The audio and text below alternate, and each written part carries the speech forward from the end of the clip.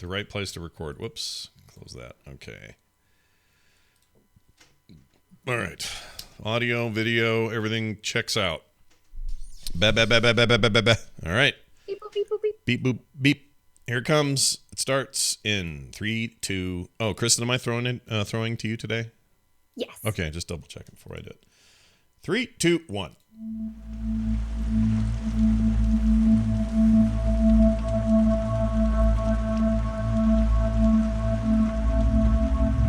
Hello, everyone, and welcome to There Will Be Dungeons, session 31.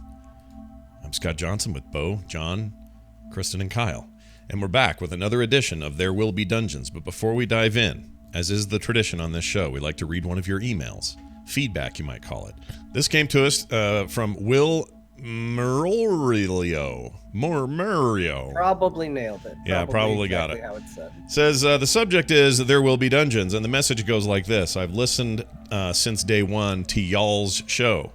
I love every bit of it. I've never played D&D, but always wanted to. But not too many people I know here in Southwest Oklahoma share the feeling, LOL. I was recently diagnosed with PTSD, and I'm not quite sure what to make of that because I didn't serve our country in the military. I couldn't imagine what our veterans have been through. I work in an EMS, and while yes, I have seen some horrific things and heard screams of families mourning their loved ones, I never expected this diagnosis. Nevertheless, it's your podcast that has been there for me. It allows me to escape and to listen to your adventure through D&D. I wish I had people around me with the same interests. I would love to play with somebody else. Please, please, please keep this show going. Even if it feels like nothing, it isn't. You guys are having fun and it reflects in your podcast. Awesome podcast. Please don't stop. Even if Nash pisses everyone off, LOL. Had to sneak that one in there, didn't you there, Will? Well, he's a rogue. A little shank. I guess so. Very nice, and nice to hear from you, and I hope you're doing okay and feeling better. We also have a note of someone's birthday. John, what was his name? Bill, Bob, Bean Fork. I think Robert. Hold on, I closed it. Potato Phil. Surely we've got it all now. Rob. It was Rob's 35th birthday. Happy birthday, Rob. Happy birthday, Rob. We don't normally do this, but we found this one on Twitter, and we're like, well, sure, we don't care. Let me roll. Let me roll and see if it'll be a good year. All right, do it. Roll for a year. It's a 6. I don't know what your modifier is. Modifier. Well, he's 35. Oh, plus 35 then. Oh, so let's say grade. I have that. What's the half of 35? 15 and 2.5. The DC would be 17.5. Unfortunately, unless your modifier is really high, it may not be a great year. Oh. But that's D&D for you, folks. Yeah. Well, if we That's had how a, DM. if we had a 365 sided dice, that would be cool. But anyway, we're happy for you and your birthday, and we're also happy when we get feedback like people like Will here. So if you'd like to send your emails in to us, you can just head on over to the site therewillbedungeons.com, and you will find a contact link where you can contact us, and we'd be happy to read it on the show. And now, with, a little further ado, but not much, I will pass the microphone to Kristen, who will now break down what happened last we met. Last time on There Will Be Dungeons, a tisket a tasket, Vorel blew a gasket. Coming to in a greasy grotto after kinky chimeras, Vorel and Hope were aroused awake. Goading a getaway, Stanley, Bok, Tedna, Vorel, and Hope scurried across a collapsing cavern, managing to belay a bombastic burial. Meanwhile, in the faraway Fate 4, Nash hallucinated hands, waking to wrapped ropes. Shrinking swiftly, Nash, freed from the fray, found himself forsaken. Stepping outside, he followed footprints left by his missing mates, reaching the edge of oily fields. He spotted the spelunkers stumbling their way back, seeking sleep. Now napped, the faction flew forward until the Teet was in sight. Parking in an outcropping of rocks, Vorel soon realized Bok had not been on board. The grimy goblin had bonded to the bumper for 8 hours. Worse for wear and emotionally distraught, the goblin was given time to rest and recover. During this, Buttons, the curious cat companion, prodded for plans of approaching the polis. Vorel, fearfully frustrated from confusion, confessed. Though a prosecutor of the principal, he had been trained by a teacher from the Arcanum Universalis. Abandoned by the mysterious master and then left by his loved ones for stinking of strangers, the lizard man longed for a clear comment on how to marry the musings that fine folk can live in sinful cities. Seeing another slave town, rules were resolved for the party. Stanley and Hope would lead pleasant parleys while Nash and Vorel would muffle their mouths. Muffle, that is, until Lemon Tree should be mentioned. Carping capitulation, they were almost ready to take off when Tedna stormed away. Hope finally stepped forward, taking reluctant responsibility and earning herself a ward. Now, with emotions aroused and curiosity piqued, rejoin our adventurers as they tepidly try to triumph within the warm unknown of the Teet. Oh, man!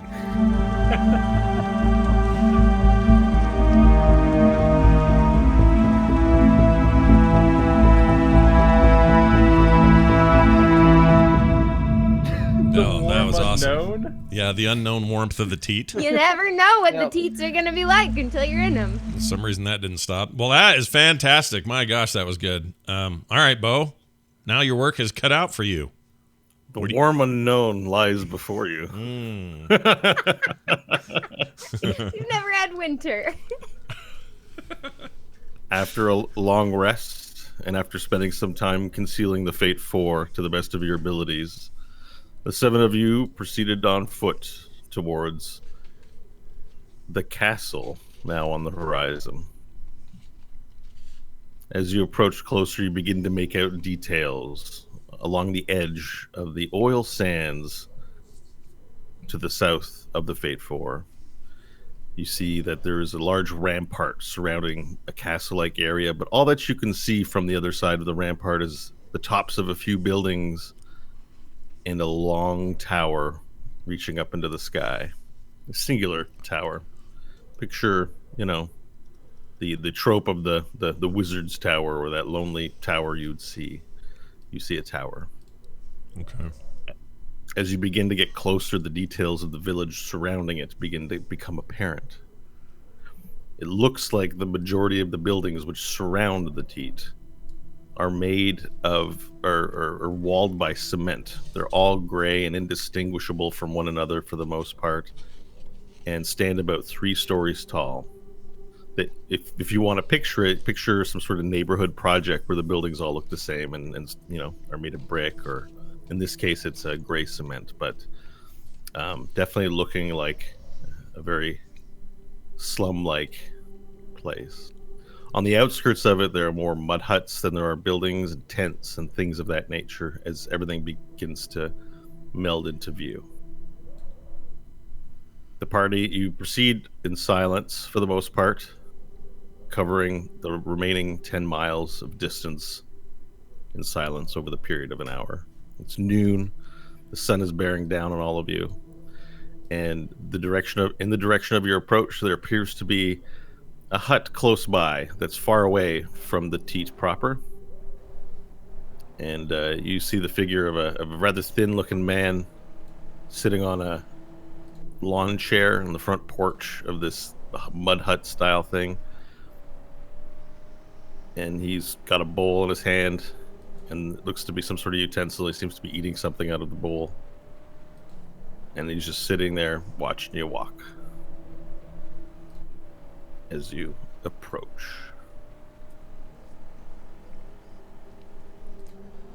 Are we all awake right now? Yeah, we're all walking. Oh, we're walking, right? We're not in the car, are we? Walking. Yeah, we're not in the car. You left the Fate 4 and you walked towards town at the end of last week's episode, so now you're walking.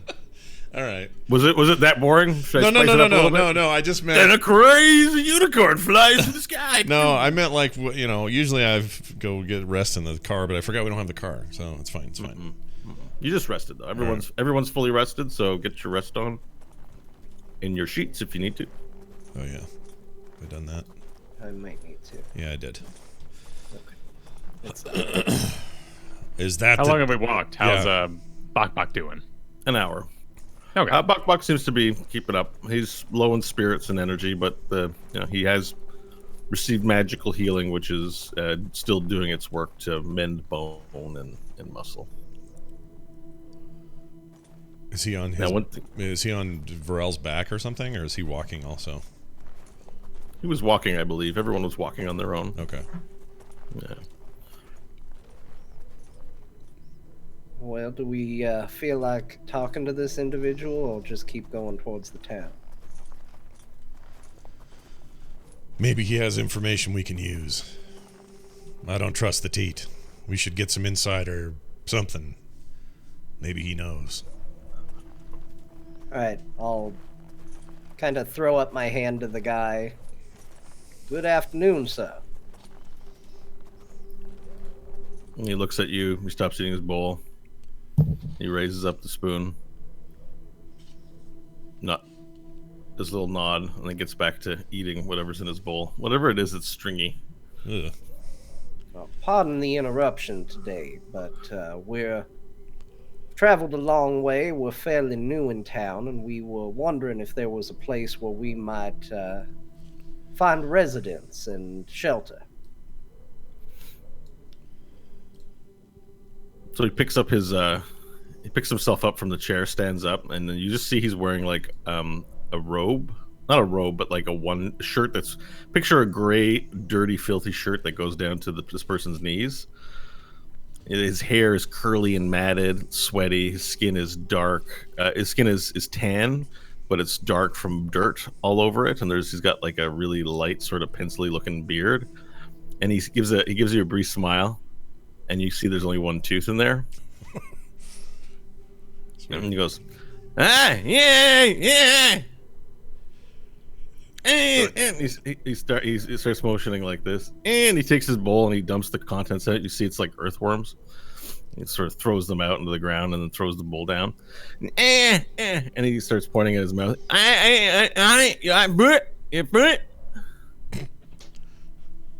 This happens every time. Hopeful nod. You nod to him. I shouldn't have eaten actual food, by the way, right now. I'm thinking. Give me a moment. I look at Stanley and go, did he say his name is Bert? Did I hear something about Bert? If you can understand him, Nash, you're welcome to speak to him. I am the mouthpiece of the team only when I'm able to communicate with the people I'm talking to. Bert, is it? I say to him. Hey, something to eat. Something to eat. Oh, You have something to eat? He wants something to You eat. had something to eat, you just dumped it on the floor. You have something to eat? No. He goes, "Bah," kicks the dust and sort of walks towards his house, and then he turns around and he comes back and he says, he puts his hands up in a prayer motion and sort of, damn, anything to eat. I mean, I am standing there with 3-day rations worth of bear meat in my arms, of which I grabbed before we left with Bok Bok. Oh, you've got all the bear meat in your arms. Well, not a ridiculous amount, but, 3-day rations worth kind of slung over my shoulder. Was carrying Bok Bok till he jumped down. Okay.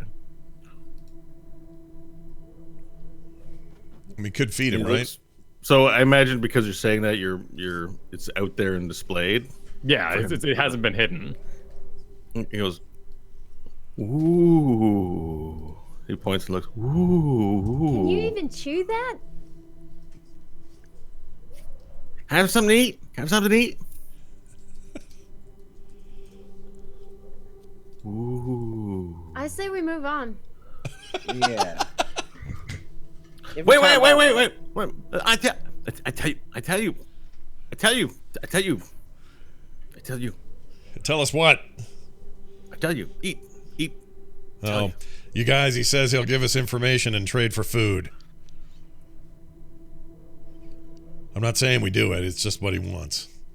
It'd be on you. You'd have to give him bear meat. I don't have jack. It's up to you, Vorel. I'm not going to make you part with your rations for this guy. It seems my meats will be dangerous to have in town anyway. Perhaps we should better disguise them. And I'll take one of the strips off my shoulder, rip off a long, stringy bit, and pass it to the guy, cutting one of my rations in half. He takes it, he just smushes it into his face.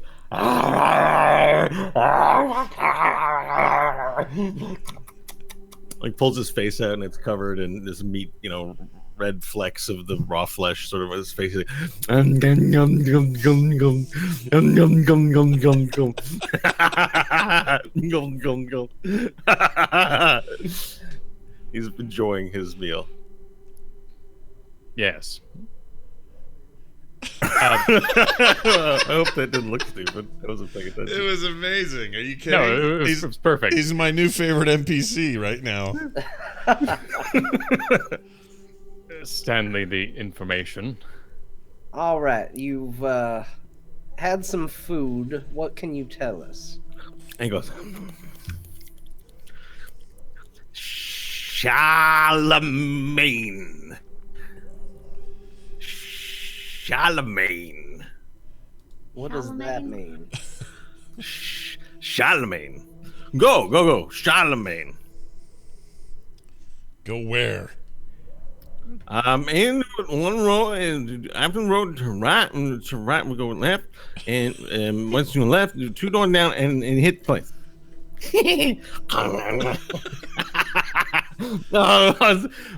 He falls to his knees, and he's so in ecstasy over eating this meat. He falls to his knees, and he's like, "Oh, he's eating too much." He's like, "Oh." Hope's gonna turn around and start walking into town. Yes, Yep. we have an inn name of some kind. Yeah. As you guys walk away, he drops the food, spills from his hand, and he sort of falls over and passes out from ecstasy. And Bok picks up the meat and starts eating it. Perfect. Good one, Bok. Come on. Perhaps we should hide my fine meats before entering the town. Yeah. Just might I impose my meats upon one of your bags?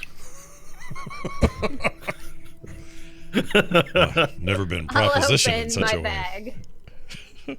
I will load 2.5. I guess the other half being now a half of a half eaten by Bok. So 2.5 days rations into the bag. Okay, perfect. All right, so you put them into the bag. They're now concealed, and you continue along on your way. And one thing you notice is Tedna's kind of not keeping up, There's a and shock. you hear him kind of just going, ugh. And you sort of look back. Everyone looks back to see what's keeping up the pace, because the pace has been pretty good so far. And he's clutching his his right leg. There's no, and everyone just sort of notices right now that he only actually has one boot, and that he's wrapped some cloth on the right boot. Oh yeah. But there's like sort of bleeding, and it looks calloused where the skin is exposed, where the bandages. He's sort of made himself a makeshift shoe out of rags and cloth, but he's like, I don't know, guys, man, I need to really find some boots. I need a minute to sit down. Tired meat guy. Was he wearing boots or is it just the shirt? He had sandals on. I like where this is going. What does Stanley do?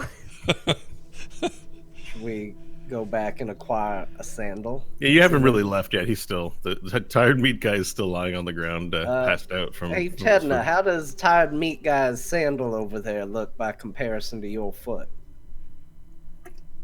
Honestly, I'd take anything, man. All right. I'm dying over here. I'm gonna go over and gingerly remove a sandal. All right, slide a hand check, please. Okay. 13. Okay, so you gingerly remove it. The man doesn't move. You can't tell if it's a smile or a face of pain on his face, but his mouth is open with the one tooth and remains completely still. But you just hear a bit of whistling as his breathing goes in and out. And you remove the slipper from the right foot. All right. Bring it over. Press to digitate that, because, and then offer it over to Tedna. Tedna takes it. He takes off the rags. He puts it on. He's like, I think I'm gonna need the other one. I might feel a little crooked. If it's not asking too much, man. Like, he starts All right. taking off his left boot. Let's get the other sandal. All right, Another slide a hand check ginger again. removal of a sandal. Yeah. 12. Okay. You gingerly remove the other one. You've got the left sandal in your hand now. All right. Press to digitate that. Hand that Yeah. one over. And Tedna says, "Oh, thank you so much. I really appreciate this, Stanley. My feet, they're killing me. But we'll make it the rest of the way, and then I got to sit down. My foot hurts so much."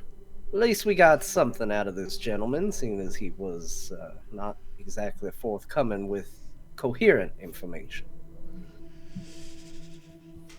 Now let's get out of here before we weeks up. So you proceed along down the passage, or not the passage, excuse me, along the desert, continuing to close the distance between you and Trashberg proper. As you move closer, a road begins to form under your feet. And I mean, if you do refer to the map, you'll see that you're entering in, according to the map, the one that's on the east side, that road there, that would be your direction of approach.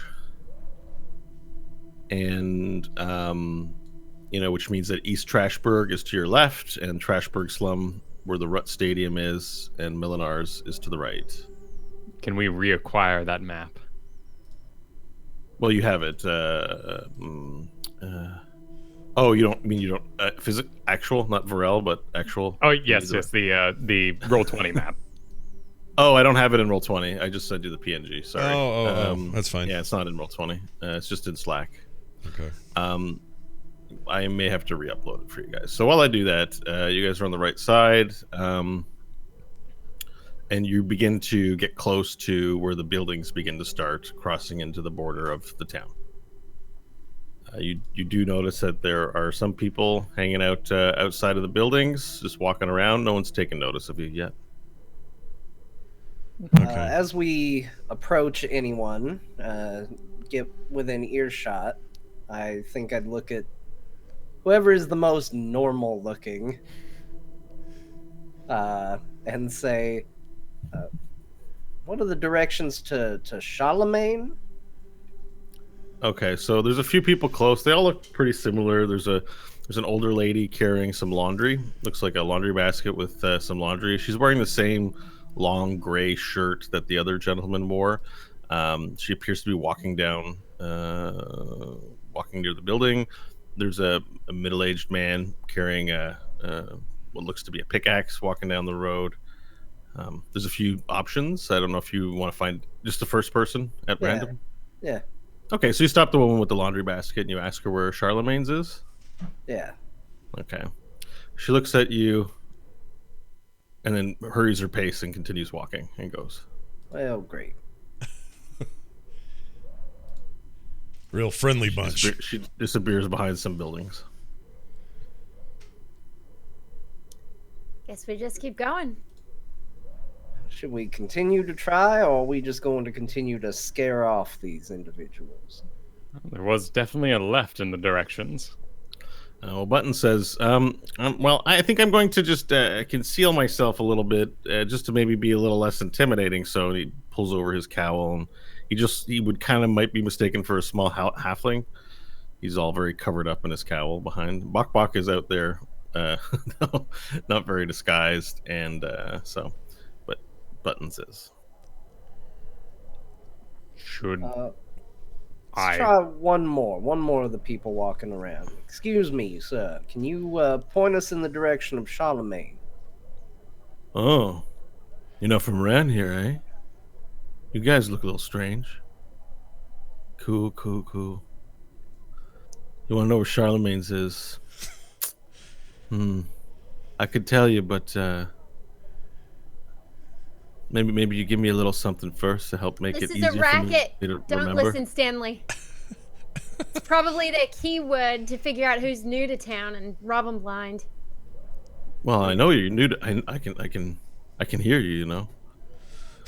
I know you're new to town. It's not a racket, but my Friend, memory's. we've been taken advantage of enough already. We're good, thank you. I mean, okay. Look, I know where Charlemagne's is. I remember now. Oh, really? Yeah. So suddenly. Actually, I do. If you want to follow me, I'll take you to it. Hold up. Hold up. No. Yeah. No, come on, Stanley turns come on, and guys. looks at his whole team going, Come on, guys. I know where it is. And like around you, as you're sort of entered into town a bit, they're all gray 3-story buildings that look identical, and the roads in between the buildings are about 15 feet apart, so no room for cars to pass through. It's very much a foot on foot kind of deal. It says, "Come on, I'll take you. I'll take you there. I'll take you there." Why can't when I take you there, you got to promise to buy me dinner. Why can't you just tell us where? Why do we have to take you there? Or you take come on, us? let's go. Let's go. Dinner. And Let me tell you walking something off. before you walk away. He's walking off. He's not waiting for you. He's like, Grabbing come on. him. He I'm gonna walks. grab him by the shoulder. Okay. You start chasing him because he's far away from you. Oh, is he running? Well, you make a like he's not within your arm reach, so you have to. So you start running. You've declared the action. It's done. You start running towards him, and he starts running and takes off in between the buildings. All right, I'm done chasing him. Okay. And as you do that, Nash, you feel some tugging at your cloak. Okay. All right, and you sort of look around. You see there's a small child, maybe 5 or 6 years of age, and then not only is there one, but there are like 8 or 9 of them, and they're all kind of looking up at you wide-eyed. You don't know where they've come from, and they all have their hands out, going, "Please, please, please, do you have anything to eat, Mister? Please." You guys. He hears chorus of please. Do they look like they're starving? Please. Yeah, they're very thin. They're tan. They have filth all over them. Their hair is matted and knotted, like the girls in the group who have the longer hair that looks like hasn't been combed in years. They look filthy, and they're like, "Please give us some money, please." Money. Thought you needed food. Food, money, treasures, dollies. You guys, I don't. We have a problem here. There's a circle of children now around around Nash. I don't have anything. You're old. You must know magic. Age has nothing to do with it. Is he magic? He looks I like can he's assure magic. you, Nash has less than most people. Why do you have bandages on you? I would like to. Can I reach over the children? Yes, of course. Okay. Yeah. I would like to say, "How do you do?" and reach over the children and pick up Nash over the children and start walking away. Okay, so if Nash doesn't resist, this doesn't require a roll then, because you can pick up Nash's weight. I'm not going right? to resist. I want to go where he's taking me. Okay, so you lift up Nash, and the children follow along, going, "No, no!" But they're kind of enjoying it too. They're like, "Ah!" and they're laughing. Big lizard man, pick up the oldie. The Pick up oldie. the oldie. The oldie.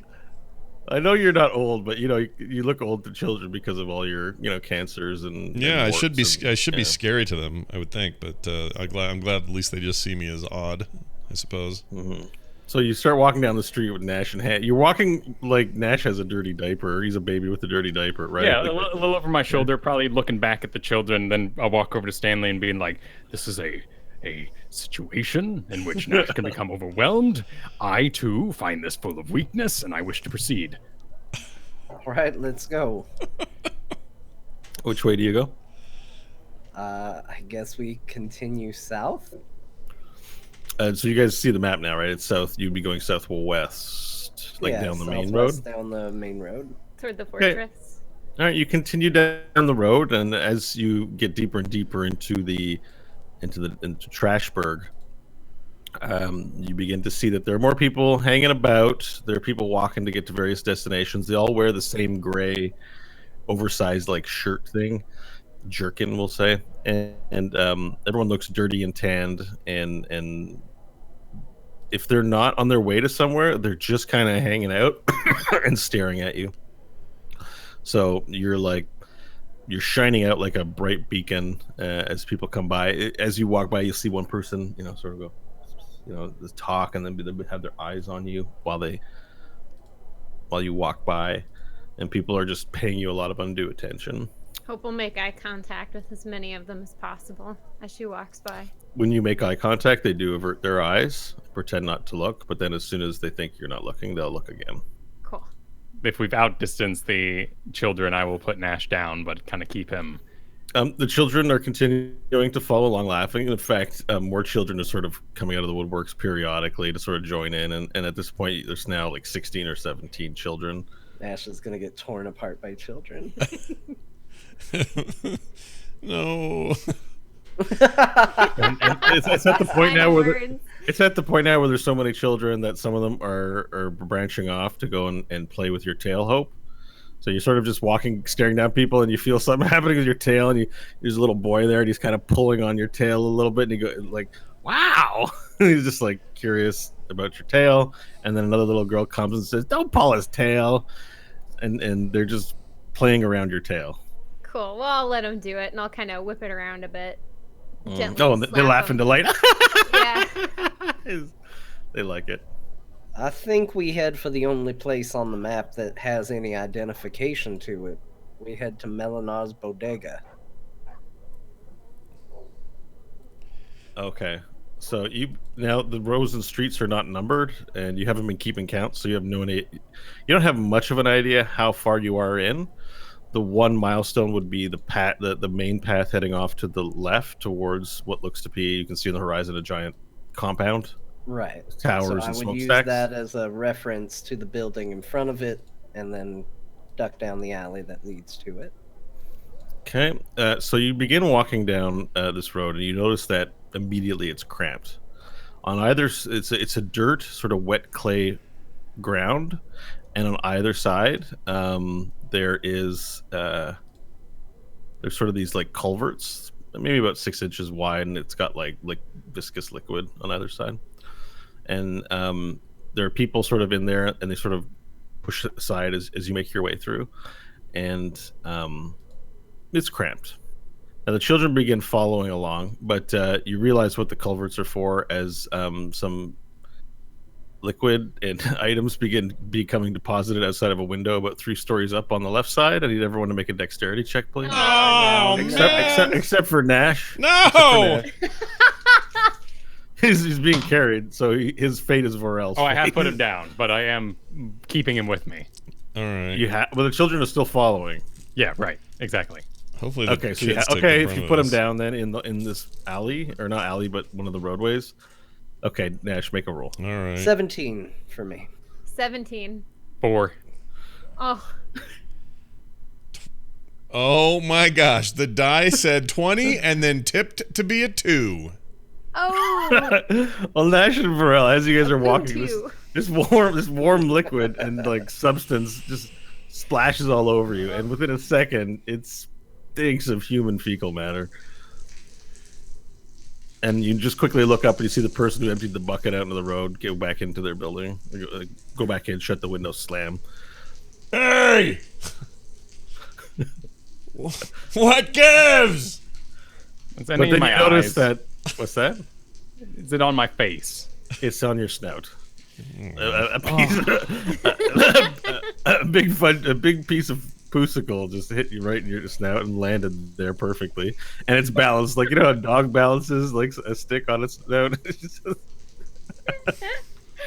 I will full stop cat with tape on its hands and just not move.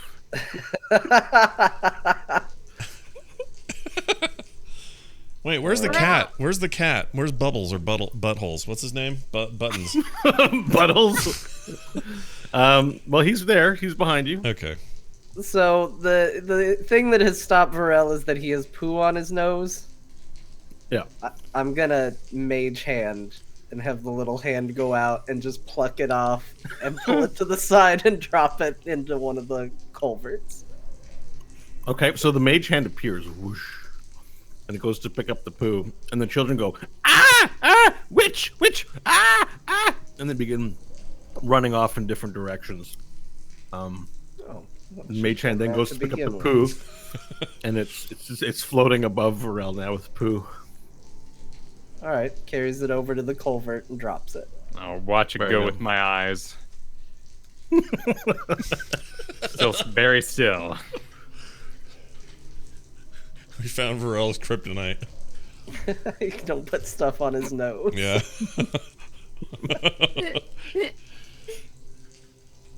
You all right, Vorel? We got rid of it. Thank you, Stanley. I am a little overwhelmed.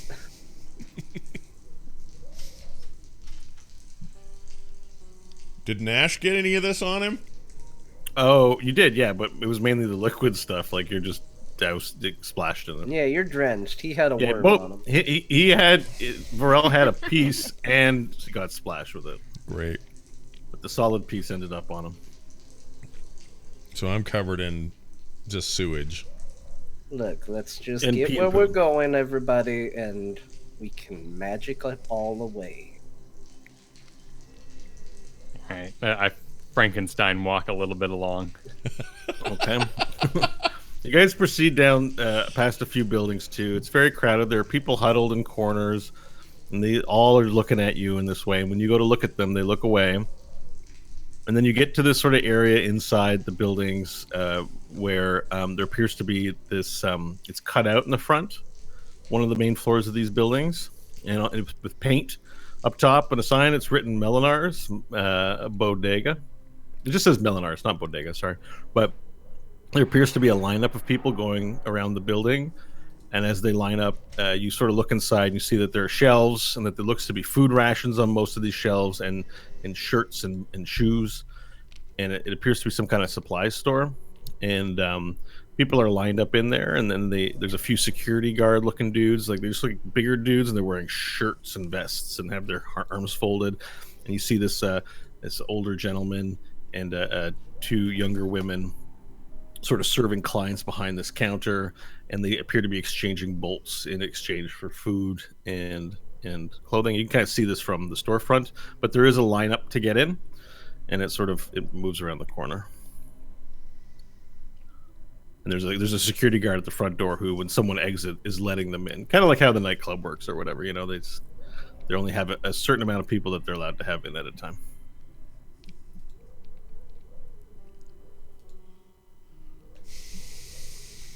We could ask the security guard if there's a place to stay. Yeah. Seems like a good idea. I'm gonna approach the security guard and say, "Excuse me, sir. I'm sorry to bother you. We're looking for a place where we could stay and find lodging. Do you know where we could find one?" This guy he's large. He's built big. He stands tall over most of even you. He's almost 7 feet. And he looks up and he goes, "Huh? You're looking for a place to stay?" Yes. Well, most people from out of town stay at Charlemagne's. You might try checking there. And where could we find Charlemagne? It's just down the road, 2 more blocks. Make a right, you'll see it. Down this alleyway or down the main road? Continue on, and then he turns around. One guy, it looks like the people behind him try to sneak in without his approval, and he turns around and he goes, "Hey, you tried to sneak in?" And he takes his fist up and smashes his face, and blood flies everywhere. He's like, "No food for you today," and he throws him back out in the street. The trash Berg citizen that was waiting in line, it's this man. He hits the ground and into the culvert with the piece of shit and gets smushed into the corner. 2 down, 1 to the right. You can't miss it. I've got work to do. If that'll be all, that's my charity for the day. All right. Well, 2 down, 1 to the right. Shall we try it? Good. So you continue on. The group proceeds down 2 more blocks of these indistinct looking gray cement buildings. You do make out to the left, however, as you pass down, because you look right and left down the roads, and on the right you see sort of like endless buildings. On the left, you can make out a piece of what looks to be. I don't know if you know what a baseball field is, but just between players, it's a baseball field. There's a field. There's diamonds. You see bleachers for cheering, like, for fans to watch and stuff like that. And then you can also make out the castle, the fortress area. You proceed down 2 more blocks. You take a right deeper into slum. And then you get to an intersection. And at this intersection, on the left, you see in red paint written on one of the buildings in big letters, it says Charlemagne's. And there's just a sort of a door. You know, everything about the building looks like every other sort of living complex here, but it does say Charlemagne's on it. Well, this is it. I can't believe you gave bear meat to a guy to tell you about this place. What a rip. Well, we got sandals out of it. Oh, yeah. Yeah, and I smell like a toilet. And things are going great. I can't say this is my favorite place we've visited so far, but let's get in. Tedna can rest, and we can move on. Agreed. Head on in. All right. As you head on in, you notice that there's across the street from the door, which is not very far. Again, it's about 15 feet. There's a few guys were like huddled up. It's like maybe they're about between 5 and 6 feet. These guys turn and look at you. And as they turn and look at you, you see that the 3 men, have the number 26 tattooed on their face in different spots. And they have what, curiously and differently from anyone you've seen, they sort of seem to wear the same gray shirt, this gray long jerkin and sandals that everyone does. Although they have more boots on, and you notice they have very shiny gold jewelry. One of them has a large gold chain. The other one sort of bars its teeth a bit, and you see he's got a grill full of gold teeth. The other one has like a bandana on and long ponytail hair. They look kind of well made compared to the people, and have like very loud jewelry on. And one guy has like 17 different gold rings all over his fingers, and they kind of look at you and they watch you as you go in. I'll keep my eyes on them and I'll enter last. Okay. Are they talking and conversing? They've stopped talking and they're just kind of looking at you again, looking away if you guys pay too much attention, but they're definitely clocking you.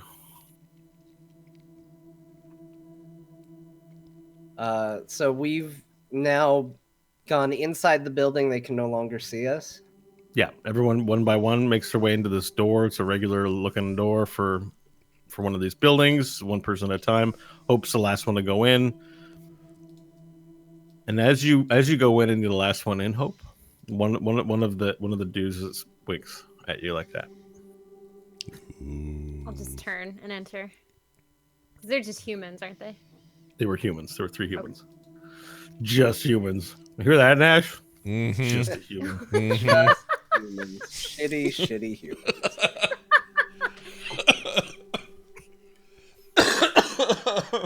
All right, now as you go in, you're greeted by this open area. It looks like this would have been a normal one of these housing complex units, except the walls have been torn down. The ceiling's very low, but it does open up into a large space with a lot of tables and chairs, and you see a lot of men and women sitting at them, drinking. The room, there was a din to the room, like a blah, blah, blah, blah, blah. It got very quiet. Everyone could tell that the sound in there got very quiet as you all entered. Whoa. Sorry, was that me? It's funny because it sounded like a robot coughing. That's weird. It didn't. My cough switch is being dumb. Sorry. So as you head into this place, you see some men and women. They're sitting in these gray shirts. They have plates of food. Looks what appears to be a drink. Quiets down, and then you can hear in the background, "Ain't nothing but a hound dog working overtime." You see in back, there's this sort of jukebox. I mean, between us, it's a jukebox. I'm not sure if your characters would know what it was, but there's music. There's like a music playing, and it becomes louder because everyone starts talking a lot less to look at you. And there's a man, has a nice head of short hair, tall, thin. And he's cleaning his hands off on a rag. He's like, bonjour, bonjour, bienvenue, bienvenue, bienvenue. And he bids you to come in. Y a rien gardé ici. Stop. Do not look at them. They're my customers. Everyone sort of gets back to what they're doing. Hello. I'm Charlemagne. Welcome. This your place? And sort of he motions. There's a bar, and he's behind the bar, and there's some stools there that are not being sat at. And he says, "Please, make yourself at home." I'll go over and sit down. Pleasure to meet you, Charlemagne. My name is Stanley Billings. Stanley. That's nice right. to meet you as well. Nice to make your acquaintance. Well, it took a while, but we finally found someone worth conversing with. Yes. There's a very difficult place to live, and I know it's not easy to find my establishment, but here you are. Welcome. Well, so it seems plenty of other people have found it. This place seems rather busy. Well, people come here to eat and to drink. There are not many places to eat and drink in town, so they come here. And do you provide lodgings as well? We do, yes. And what does the cost run on such a thing? Well, how much money you have? I mean, we are in Trashberg. Well, around here, people do not usually pay in money. They usually pay in guzbolts or guzbucks. You probably don't have any guzbucks. So your gold probably not too good at many places around town. What the hell's a guzbuck? A guzbucket is a bolt with a special carving on it, and it's used as money for the people of Trashberg. I don't think we have any of those, Stanley. Somehow, we have all this money and we're the poorest people in Trashberg. Fantastic. I would not say that if you have gold pieces to trade that you are poor. It's just you probably can only do business maybe with me and Jeddles, and I don't know if Melanar would take gold pieces. There's not many business in town, so. But what brings you to the Teet? This is not a tourist destination. Well, we're looking for individual. Wait. Before you answer, you must be thirsty, huh? The desert's not a friendly place. Cynthia. Allons-y, des boissons pour les gars ici. La bière, oui. Everyone here drink a beer? Yes? Sure. Yes. What about the little one there? Do you drink beer?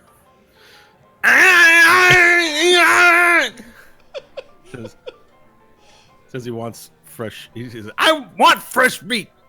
Eat. He looks to you, Vorel, and he goes, "Bok, go hunt." Bok, go hunt. Bok turns around and walks out the front door and disappears Oh my into god. the trash bin. That's gonna. And I and again spin around back in the stool a little stiffly. Where's Bok going? He's going out. We're gonna regret this. Anyway, I guess that settles that. Your friend does not want something. Oh, merci, Cynthia. Okay, and the drinks come out, and he's like, "Here, we don't have a big selection. There's beer. Do you want beer or do you want water? Now, water is more expensive than the beer, but we can give you water. But we'll negotiate price later, so do not worry about it. Here you go. Take the beer. Everyone, take your beer. Here we go. Now, you were going to say I wanted to know, Stanley, what bring you into town? Why do you visit the Teet? Real quick, out of game, because I'm having a terrible time remembering. I have in my notes twice, which makes me think I know, the name Jolt Bellicose as the name of the woman in red. We all know that name, right? I think so. Yeah, you've been introduced to you've been introduced to her. In town, I think I don't. Has everyone? I think so. I think we were told by the Ladlebing magistrate what her name was, if I remember correctly. Oh, it wasn't Ladlebing? Maybe it was Ladlebing. What happened to S.J. Ladlebing? I don't know. We'll never know. Who knows? I haven't thought about him in a little while. I wonder what he's doing. We robbed him, Mm-hmm. but that's a whole other thing. Hotels and shambles. Yeah. Yeah.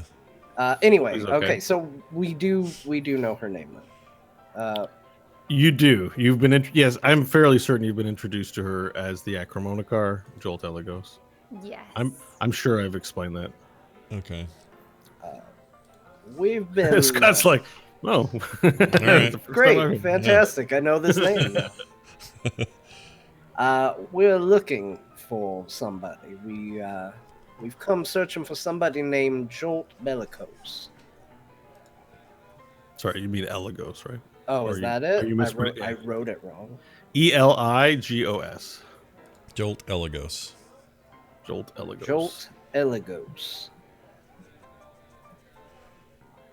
Have you heard of such a person? Do I know of someone named Jolt Eligos? In fact, I do. But she was a client at this establishment. I don't want to say other people personal business who stay here. You would not want me doing that about you, huh? But yes, she came into town.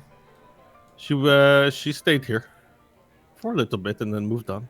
I certainly understand you respecting the client's privacy, but it is imperative that we find her. Was this recent? Well, it was she checked out maybe a few days ago. And no indication of the direction she would be moving in. I mean, did I not just say that they did not want to reveal the business of the clients that they're staying here? Rare. I can assure you it would actually be for You can her ask me about me and what I do, but are you hunting her? No, we simply need to. We met up previously over in Pristine, sometimes referred to as Slave Town, as you might know. And Okay. we were going to work a job with her. She asked us to meet her here, so I'm a little surprised to find that she has moved on. I see. I see. She is friend of yours. Yeah. It's fun that she didn't mention this. Well, I think if you want to find her, she might be. Oh, I don't know. Maybe she checked out a few days ago and not say where she went to. I do not know. But she just said moving on up. She said and dropped a fairly hefty bag of gold on my plate. And then she left.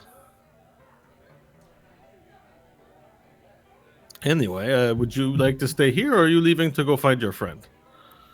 Well, we don't know exactly how long we're going to be in town. I think it would actually be beneficial for us to have a room for sure. Okay, well, let's talk about the price. Do you know how long you might want to stay? Figure at the very least a couple of days. Okay. And as you say that, you begin to hear bum, bum, bum, bum, bum, bum, bum, bum, the ground shakes. But you hear a drum go.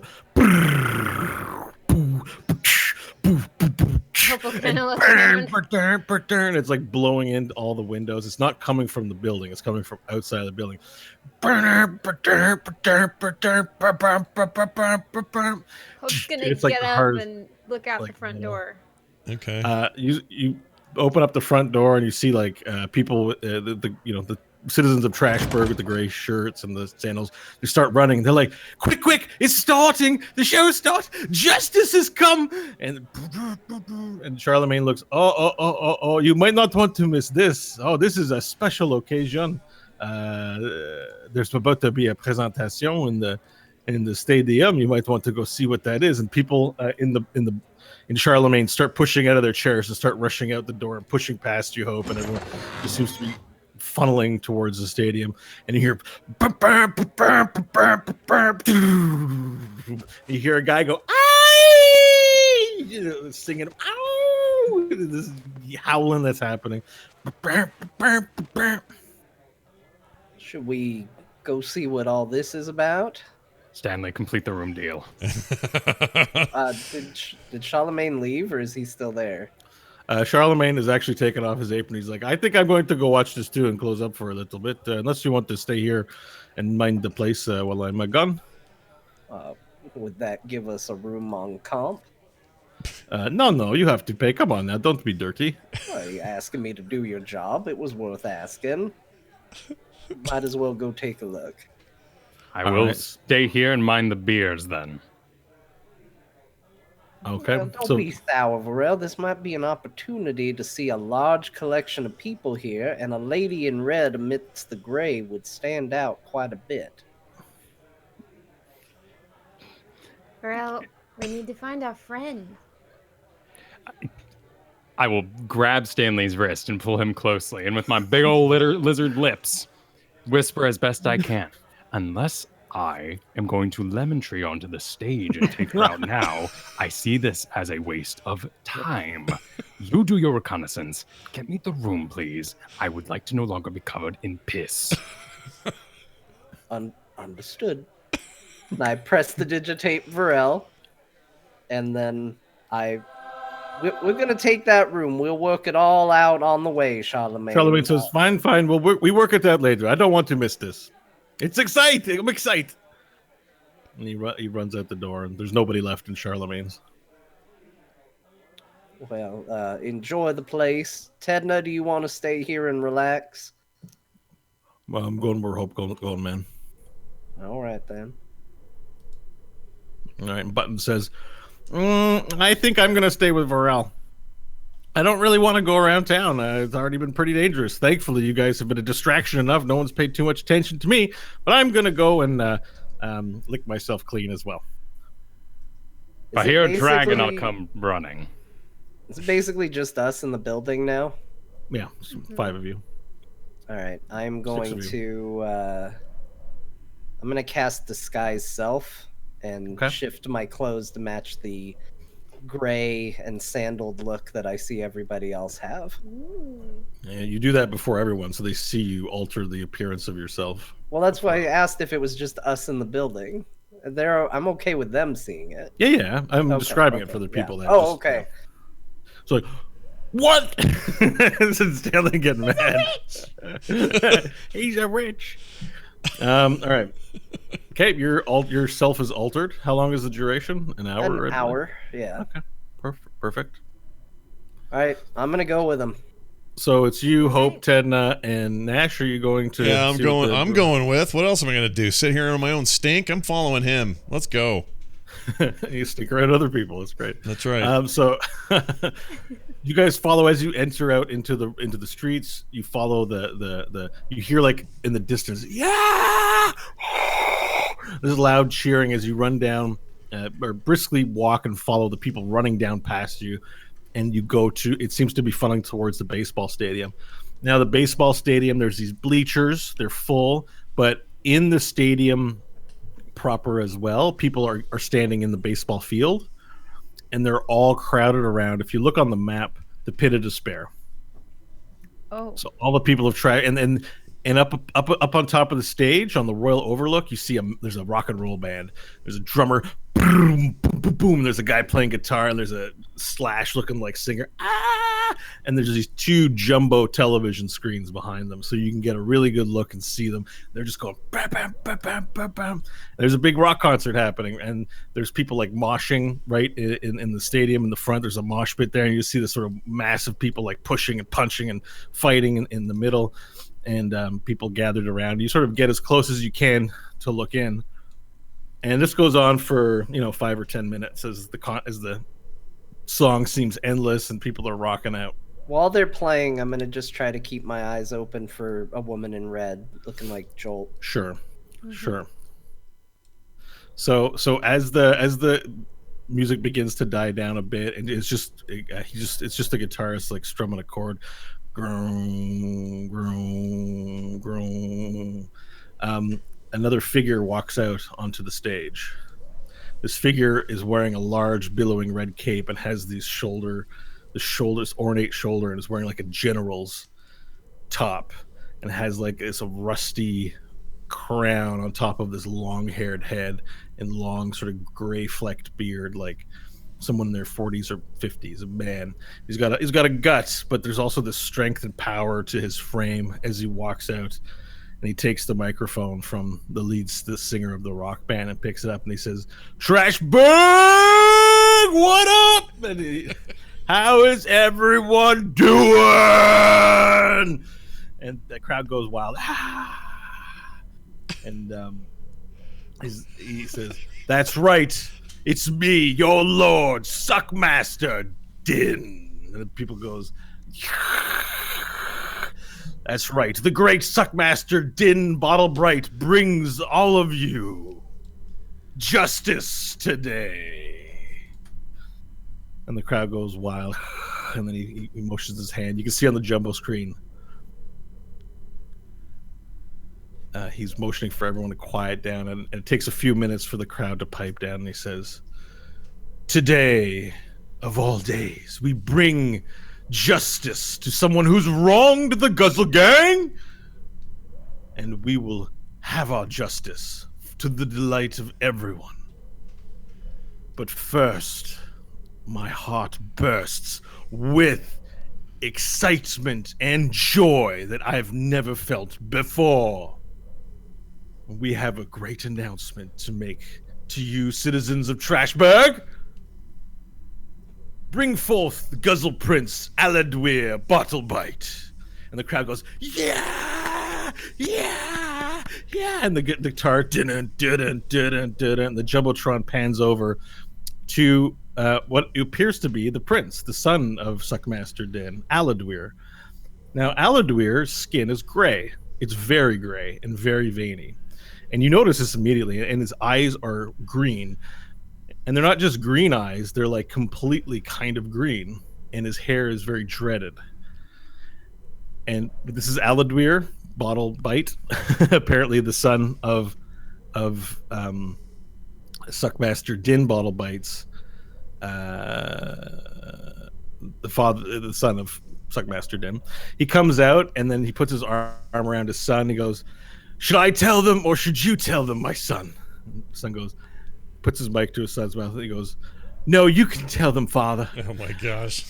And then he looks back and he says, "I'd like to announce that my son, Aladwir Bottlebite, Hope's already shaking her head. is to be married." And the crowd goes, "What? Oh my God!" You hear people around you go, "What? Aladwir?" And there's a girl, and she's like, "No!" And like, everyone's just cheering. Girls are And then- crying. And then the guitarists are like, and they make this loud flourish. And he goes, "But son, it's not only that you're to be married, but it's who you're to be married to. Ladies and gentlemen of Trashberg, not just any woman is fine enough for the great man my son will be when it is his turn to lead you. And the disciples of Andriesta. For Andrea has blessed this union, which will take place this weekend. But without further ado, let us introduce to you your new Guzzle Queen. Or your future Guzzle Queen, I should say. Not quite yet. I'm still alive. Bring out the Acrimonica Jolt Eligos! And you just hear, yes! And you hear someone here, "Jolt Eligos, she's a legend! Oh my God!" And the Jolt sort of walks out in that way where she's like kind of, because heavy drinker type, and she's much older than Aladwir. And she walks out, but though with some braggadocious, and she looks out, and they don't give her the mic, but she stands out the Jumbotron. Hope you see Jolt Eligos in full 4K or whatever K it is up there on two Jumbotrons on the right and left as she walks out. And now she's super far away in a small little dot in your vision up on that stage, and the rock band's like, and you see your target up there on the Jumbotron. I just watch every single move that she makes.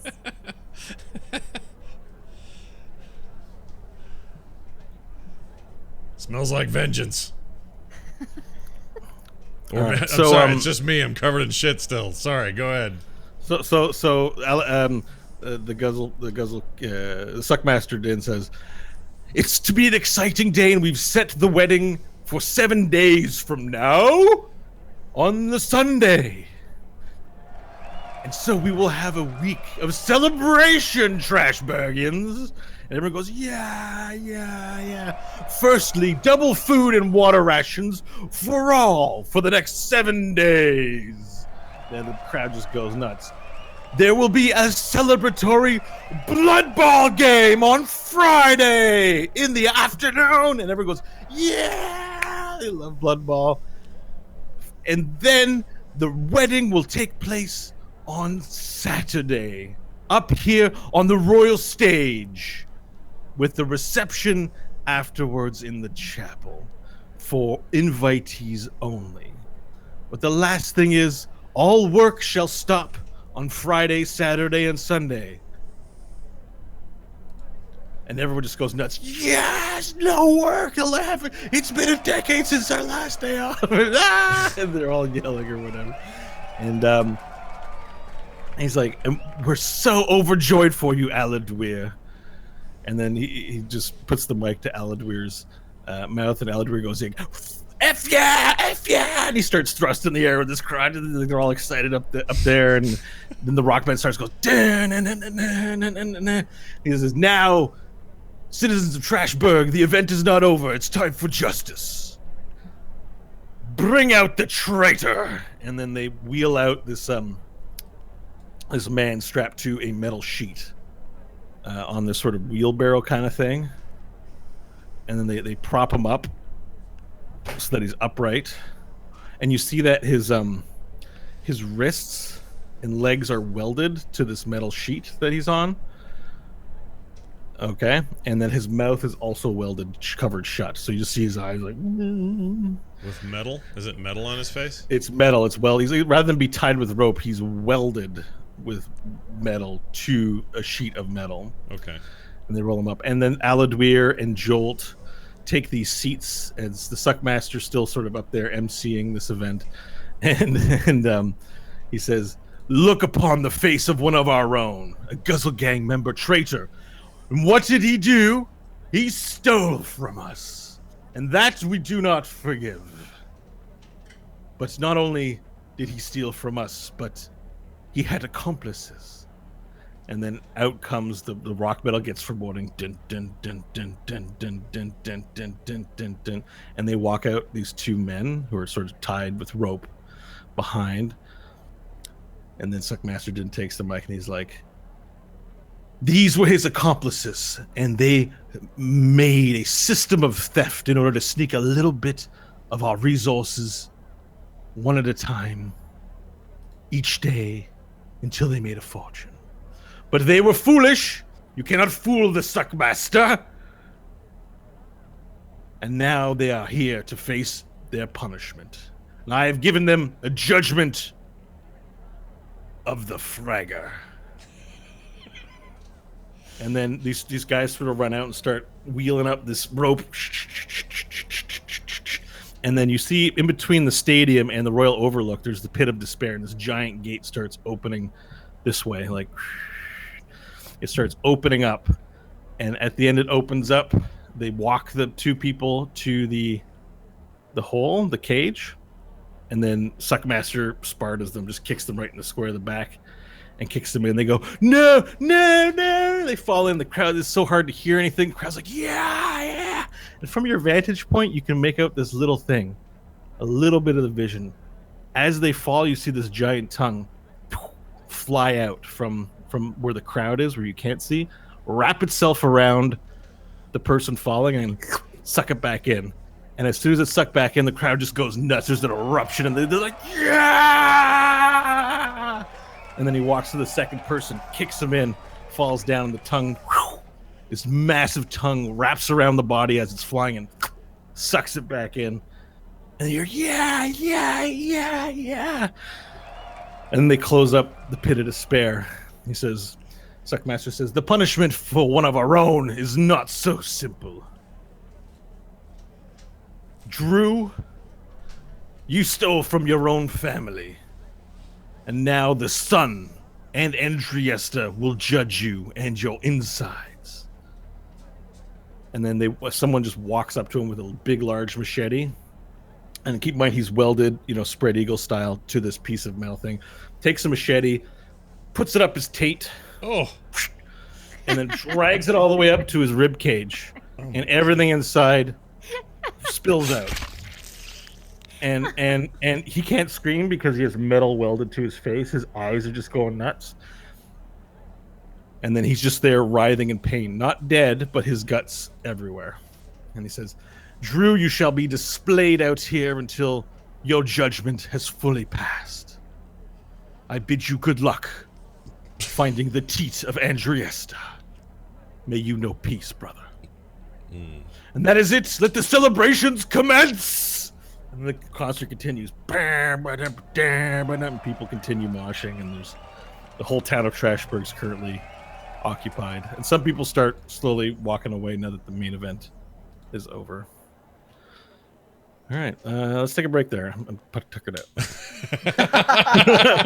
Sounds good. That was awesome. All right, we're going to take a quick break. Give us 5, 6, 7 minutes, something like that. Everyone's going to go pee and do their business. We will be back shortly. Don't go anywhere. I love this. See you in a minute.